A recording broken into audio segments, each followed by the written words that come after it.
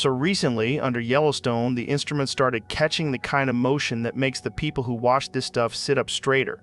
Not sirens, not doom, just that quiet shift that tells you the plumbing is breathing a little harder than usual. Ground points moved a few millimeters. A handful of swarms rattled the same faults over and over. Geysers changed their timing by a hair. Gas numbers twitched. And if you know what you are looking at, that is enough to say it out loud in plain English. Something massive is moving beneath Yellowstone, and if it ever decides to break the surface in a big way, it changes everything for a long time. I want to make this simple. Yellowstone is not a single mountain like people imagine when they say the word volcano. It is a wound in the crust the size of a small state, a caldera left behind by ancient blowouts.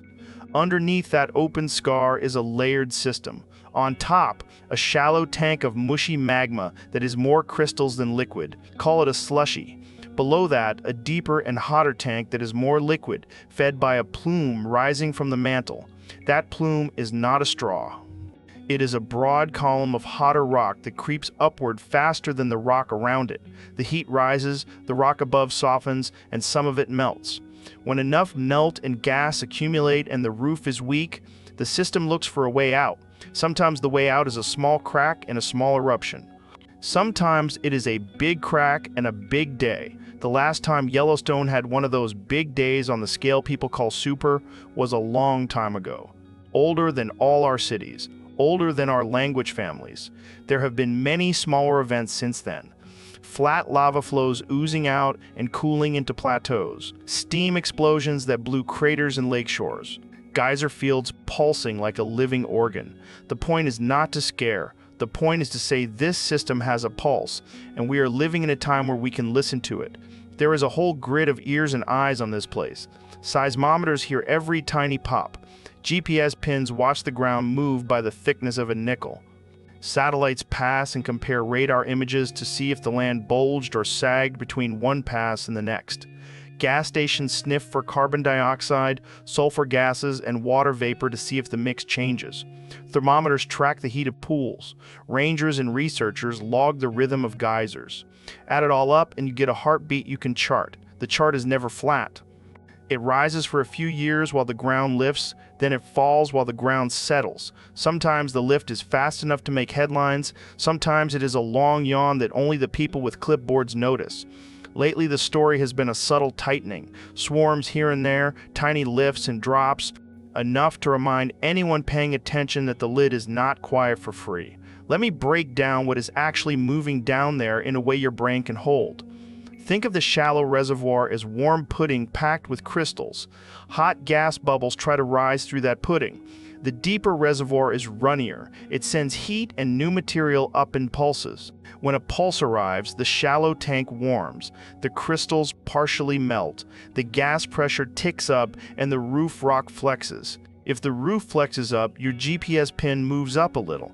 If the gas escapes through cracks, it drifts toward the surface, and your gas sensors catch a different ratio. If the whole tank pushes sideways, it opens tiny fractures at the edges, and the system pops off strings of small quakes as those fractures adjust. None of that means a super eruption is due on Tuesday. It means the body is alive, and stretching people always want the big question answered right now. Is the big one next? Here is the straight answer. The most likely Yellowstone event in our lifetime is not a super eruption. The most likely thing is one of four boxes. 1. Hydrothermal blowouts, steam explosions. These happen when superheated water trapped under a cap of rock flashes to steam and punches a crater. They can throw rocks the size of a truck and wreck anything close, but they are local. 2. Small lava flows. If basalt or rhyolite finds a crack and comes out, it makes a flow, burns what is in the way, and cools into new ground. In a park that is huge, for the country it is a news week and a reroute of a few roads and air paths. 3. Ash-producing eruptions that are not world enders but are still very bad for a region. A column goes up, winds take ash east, planes avoid it, cities choke for days, crops take a hit, power lines and transformers get coated. 4. The rare superscale event that forms or enlarges a caldera, carpet bombs continents with ash, and drops global temperatures for a season or two. The first 3 are real planning problems. The fourth is a lottery with bad odds. but a massive payout in the worst way. You keep it in view, you do not build your daily life around it, so why say something massive is moving? Because the deeper tank never stops sending heat and mass upward, and every few years we catch a run of signals that line up. A patch of ground at Norris lifts faster than the rest. A cluster of quakes runs for weeks under the same ridge. A geyser notorious for long naps suddenly wakes up and keeps going for months. Water chemistry takes a turn that says deeper fluids are getting mixed in. None of those are panic alarms.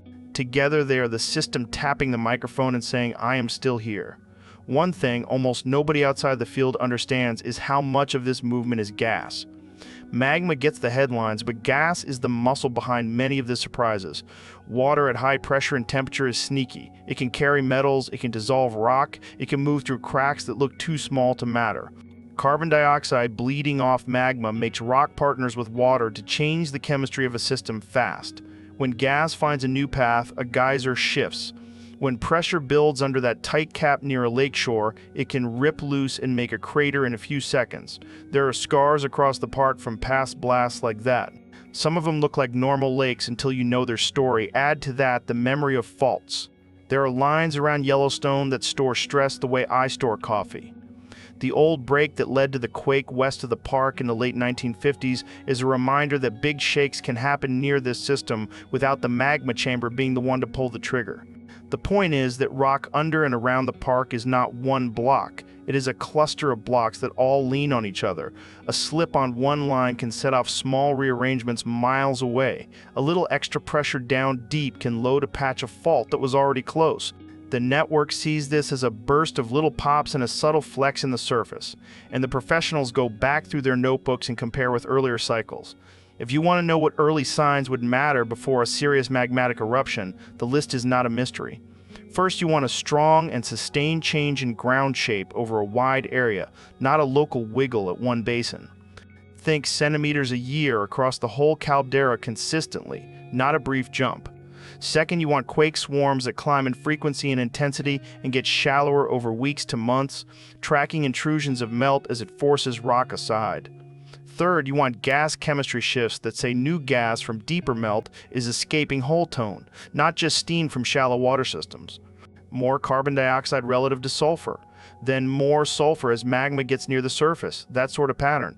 Fourth, you would see temperatures go up at vents and pools in a broad way, not just one pool going weird. Fifth, you would see changes in the resistivity of the ground from geophysical imaging, which is a nerdy way of saying the electrical properties of the crust would show more melt and more connected fluids. Put all five together and stay there, and you have a case to say we are moving into a higher risk window. Most of the time you get one or two of these for a while and then the system quiets.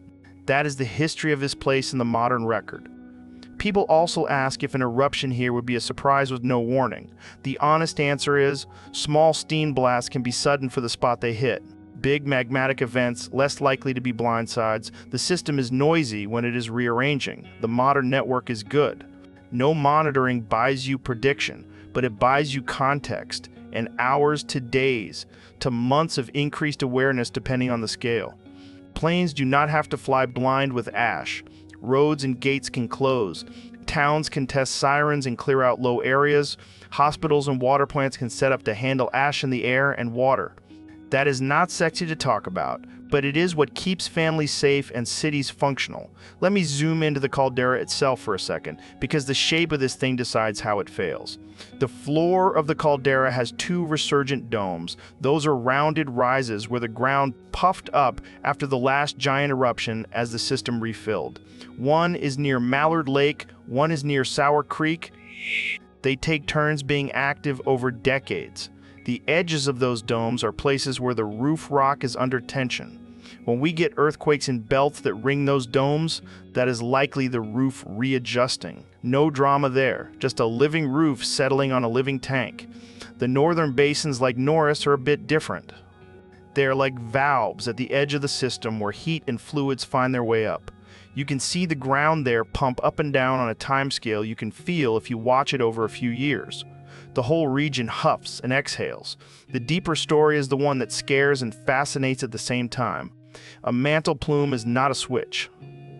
It is more like a conveyor delivering heat forever on human scales. The North American plate is moving southwest over that conveyor. The hotspot burns a track across the continent. If you look at old volcanic fields starting from the Snake River Plain back toward Idaho and beyond, that is the path. That track tells you this thing is long-lived and stubborn. As long as the plate rolls, fresh material will be heated, fresh melt will be generated, and sooner or later the crust above finds a way to release the pressure. The timetable for how often and how big is not a clock on a wall. It is set by the structure of the crust, the amount of melt, and the strength of the roof. But the driver does not go away. Here is what a moderate bad day looks like in real life. A crack opens on the edge of the caldera near one of the domes. Small blasts of ash start and stop for a few hours. The column climbs a few kilometers, not 20. Ash falls thick around the park and thin as it goes east. Highways close. Planes reroute. Towns downwind get dark at noon and choke on fine glassy powder that feels like talc. You tape your doors. You put a filter on your face. You do not run the car unless you have to, because filters clog and engines suffer. Power companies wash insulators and lines to keep them from arcing. Water plants treat for turbidity. Farms lose a season in the downwind strip. Cleanup is messy, but it is the kind of mess humans are good at solving when the plan is on paper before the event. That is the likely pain if a real eruption happens in our era here, is what a local steam blast looks like. You wake to a thud that feels like someone punched the ground. A column of steam and rock shoots up near a lakeshore. Hot mud and blocks rain down inside a ring. It is dangerous if you are inside that ring. It does not darken the next state. The park takes a black eye, roads get rerouted. 20 years later, tourists stand at the rim and take photos of a blue pool that used to be solid ground. Hydrothermal blasts like that have happened before. They will happen again the giant day that headlines love is a different scale. You would not need me to tell you if that were starting. The ground would be rising in a broad hump. The swarms would be a chatter crossing weeks. Gas would stink everywhere. Geysers would misbehave across the map. The sky would get weird with ash and lightning near the vent as soon as it opened. You would not be guessing. It would right itself on the land fast. And then the country would have a transportation and agriculture problem for a season, and the planet would have a climate problem for a year or two. That is the honest frame. It is possible in geology. It is not likely in your calendar year.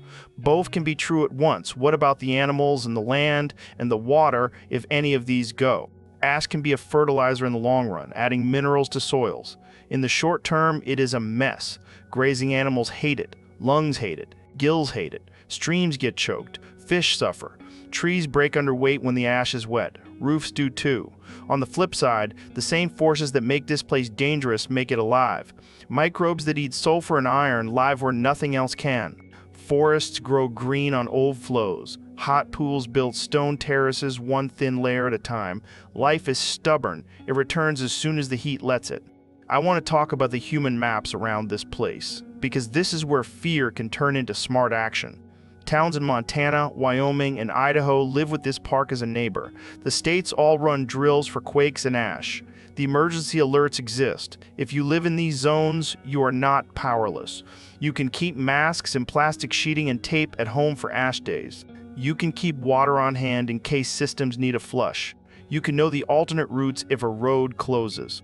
Local science centers and the geyser watchers are not hobbyists. They are the ones who will see a pattern flip first. Follow them. When they say a basin is closed, they are not killing your vacation for fun. They are keeping your family away from a place the ground might punch without a warning. There is one more piece that gets lost in the noise. The idea that one event in 1 year tells you the future. This system breathes. A year with a lot of swarms is not proof of doom. A quiet year is not proof of safety. You want to watch arcs, not dots. A 5-year lift, then a 10-year settle. A 10-year run of one basin going hot while another rests. A series of swarms that cluster along one rim and then migrate to the other.